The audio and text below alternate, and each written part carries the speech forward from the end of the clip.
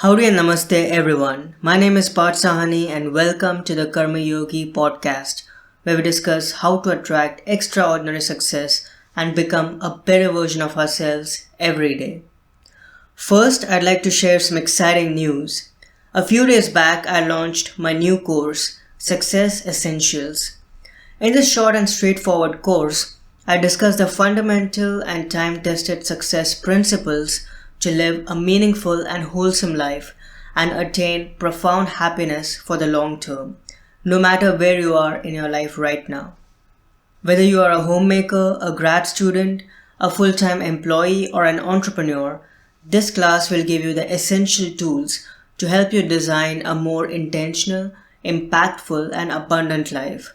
In less than an hour's time, you'll be on your way to becoming a better version of yourself and living a more successful life. I'll share a link to this course in the show notes. You can click it to get a 2-month free trial on Skillshare, which will allow you to take the course for free. Now let's dive into this episode. A couple of weeks back, the festival of Dussehra was celebrated all across the beautiful country of India. This occasion is the epitome of how a good-hearted soul wins over the evil one and symbolizes the reign of the truth. According to Hindu legend, on this day, Lord Ram killed the demon king Ravan and rescued his abducted wife Sita in the holy epic Ramayana. Along with being a depiction of how good always triumphs over evil, this story brilliantly illustrates the pitfalls of ego and pride and how the underdogs, Ram and his army, win over the mighty fighting force of Ravan. This occasion also reminds us to meditate on an important aspect of our human existence. Both Ram, that is good, and Ravan, that is evil, are present in each of us as well. We can't eliminate the negativity within us. It's always there and we have to learn to deal with it. We are the captains of our souls, and there will be times when we'll have to navigate through the high seas and the storms that come our way.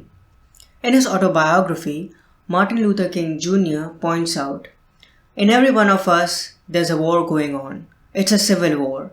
I don't care who you are. I don't care where you live. There is a civil war going on in your life.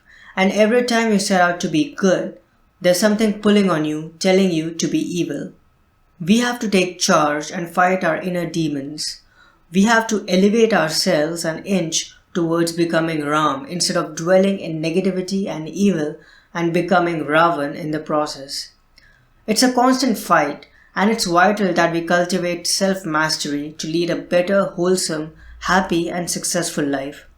As Krishna instructs Arjun in the Bhagavad Gita, reshape yourself through the power of your will. Never let yourself be degraded by self-will. The will is the only friend of the self, and the will is the only enemy of the self." He further adds, "To those who have conquered themselves, the will is a friend, but it is the enemy of those who have not found the self within them." In other words, those who have genuine self-discipline and self-control, who are quote-unquote self-conquered, experience tranquility and live in peace. Let goodness and positivity flourish inside you and work towards eliminating the negativity that arises within you due to power, money, ego, pride, lust, anger, greed, hate, etc. In the words of Star Wars, shun the dark side and be with the Force and let the Force be with you. Epictetus, the Stoic philosopher, said that our quote-unquote most efficacious gift, what distinguishes humans from other animals, the essence of human nature, is the faculty of choice. Each of us as individuals has the power to choose to be either good or bad, a hero or a villain, a saint or a sinner, a warrior or a coward. In his writings, Marcus Aurelius too wrestled with his inner negativity and reminded himself to make the right choices. He never wanted the light of goodness within him to be influenced by negativity and the superior power that came with being an emperor. We have both good and evil, beauty and ugliness, hero and villain, Ram and Ravan within us. And so the important question is, What side do you want to be a part of? What kind of person do you choose to become at your core? Good or evil, the choice is yours, and this single choice will influence your destiny and the journey of your life. Next is the gratitude attitude segment. This week I would like to express my gratitude for a couple of things. First is the movie A Star is Born, which I just watched over the weekend.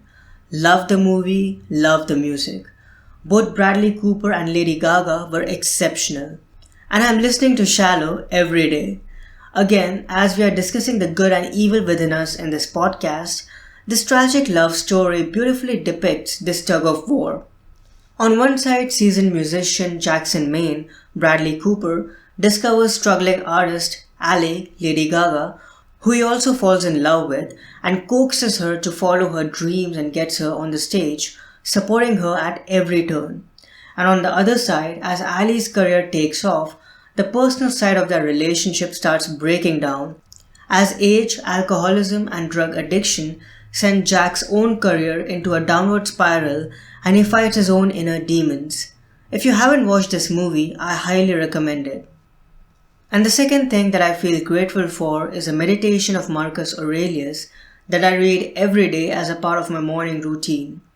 Again, it deals with the good and evil in all of us. You may have heard or read it, and it's a brilliant preparation to deal with negative people that we may come across during the day. Here's how it goes. When you wake up in the morning, tell yourself, the people I deal with today will be meddling, ungrateful, arrogant, dishonest, jealous, and surly. They are like this because they can't tell good from evil. But I've seen the beauty of good and the ugliness of evil, and have recognized that the wrongdoer has a nature related to my own, not of the same blood and birth, but the same mind and possessing a share of the divine. And so none of them can hurt me. No one can implicate me in ugliness, nor can I feel angry at my relative or hate him. We were born to work together, like feet, hands and eyes, like the two rows of teeth, upper and lower. To obstruct each other is unnatural. To feel anger at someone, to turn your back on him, these are unnatural. I hope you enjoyed this episode.